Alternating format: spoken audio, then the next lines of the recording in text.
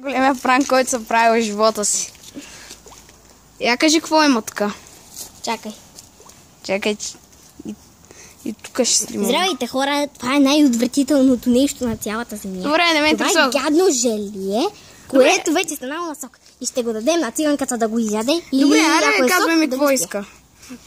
Циганката. Какво има? Какво има? Аз пък какво иска? Има цимент. Вой. Малко. И две желета смесени в едно. Вой и камъни, защото си спомням. Да, и малко камъчета.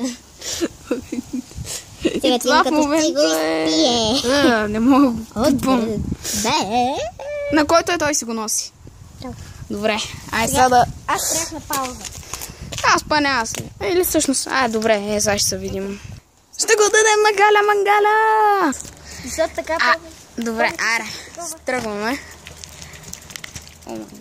Нищичко не виждам и са... Може би ще си изпусна телефона скоро. Я чакай да спра видеото, че малко. Сега ще дойде. Тихо. Ето сега ще го дадем. Искам да го изпиеш точно пред нас. Къде да го изпиеш, бе? То се наде. Да, там изпиеш, бе. Седно. А то е разтопил ли се? Не, то ако стане на сок, защото ние съм приятели да го направим на сок, защото така е по-вкусно, повече се такова захарта.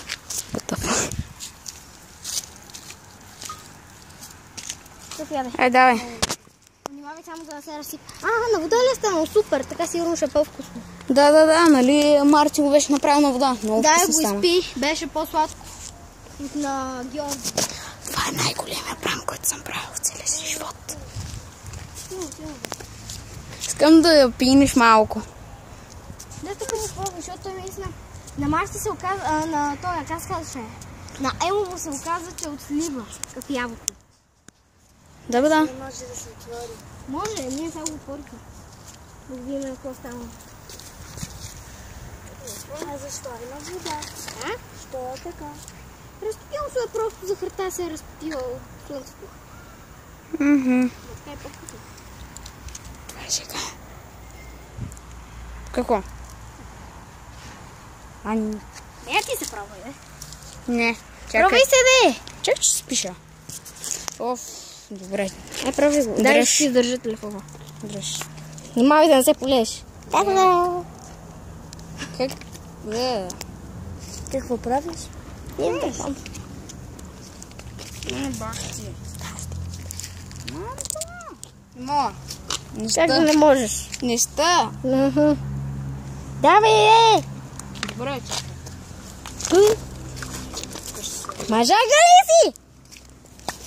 Да, дай ми салфетката. Изглежда много вкусно. Да. Обаче това на Марти май беше слива. Салфетката я изпърлих. Аре, Кали. Тук от лицето се обърши. Аз съм... Чакай. Чакай. А това бялото е захарта.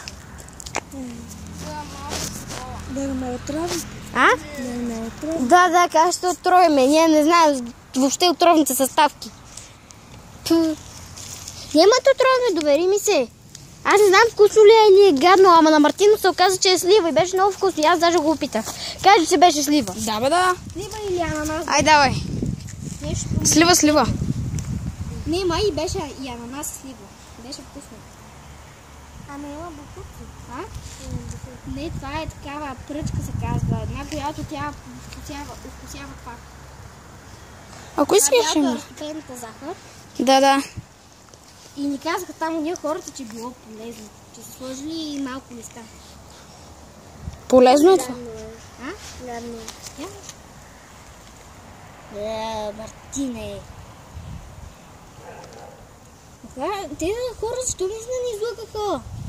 То трябваше това да се окаже слива. Да. Той Марти, нали? Е така. Пина. Няма го гледахме какво слага. Служи слива. Сигурно на Мартин, защото е имал такова аромат на слива. Да, те вярно, защото те направиха това пред нас. Сложиха слива, едно резанче ананас, сложиха един захар. Един захар. Една бучка захар. Сложиха едно листо джорджан и такава. и една пръчка, която се казва дафинов лист. Пробвай го, да, вкусно е. Аз го пробвах. Пробвах на Мартин. Христа, бус, колело. Fuck this! Са ключкалката ми. А това? Чакай! Много филмен. Благодаря. А той? За 3. Това беше най-голема пранка. Тя пина, видях я. Пини го да е. Знаеш ли? Не е гадно. Ние пробвахме на Мартито абсолютно. Той си купи абсолютно същото. Той купи даже 5 за себе си. Да, Веднъж. да, той. Няма да те отрувам, бе, Ние гледахме този човека. А и нали аз съм ти приятелка, как ще те отрова? Аз никога не съм тровила приятелите си. То това кой ще го направи? Това нали са кой ще го направи. Аз искам да съм приятелка с тебе, не искам да съм в взлом с тебе, защото иначе ако нали, не сме приятелки с тебе, аз не го искам това. Аз искам тебе да сме си приятелки. Защото ти си мила, добра. Леле, това сякаш гледам някоя сапунка. Това да си говорите. Цяла слива и Тя пина. зелена. Да, тая като са много полезни и имат витамините. Добре, ами, айде тогава дай да те оставим да го изпиеш. Ако искаш си го запази, когато се разболееш.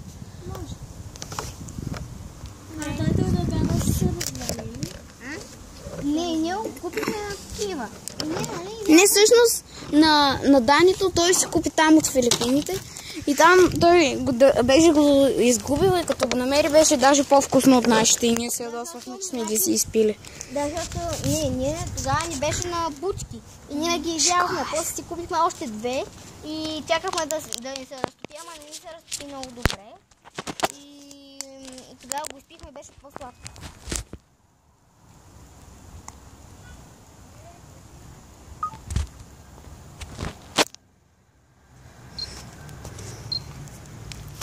Вайбера тук не пусим. Вайбер. Еми добре, ние да се тръгваме. Чакай, колко е часа? Иначе клечките за какво са? 3. За аромат. 3 точно ли? Да, 3-5. Добре, има време. Аромата е вкусен, но като го пие е много гадно. Защо така? Като аромата е вкусен, но като го пие е много гадно. Сигурно. Защото той май седеше само на сянка. Защото на Дани му седеше на слънце и на сянка. Просто да го сложите в хладилника. Не, в хладилника нямаше да стане, защото щеше да твърди, като едно ядеш камък. Да. Защото така пробвахме на Марти беше това. Пробвахме така, нали? Ама то беше твърдо като камък. И Дани за малко ще се чупи една хойна за лекар. Да. Спомням си как му видях едно парченце от зъба му падна жилето на Дани. Да, и то така се удреше в пъкълчетата. Кой Дан? Един наш приятел. Дед беше с нас на почивка. Добре, айде тогава да се тръгваме.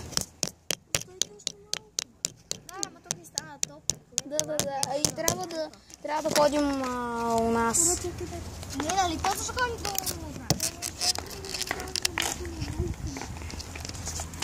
Не го слагай там. Ще си чупиш някой зъб. На Дани му се щупи един зъб.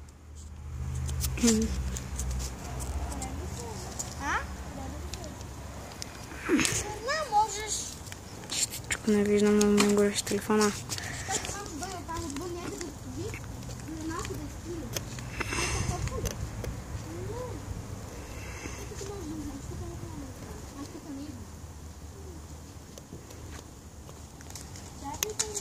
Не, ние не можем, трябва да ходим. Ние сме там на площадката.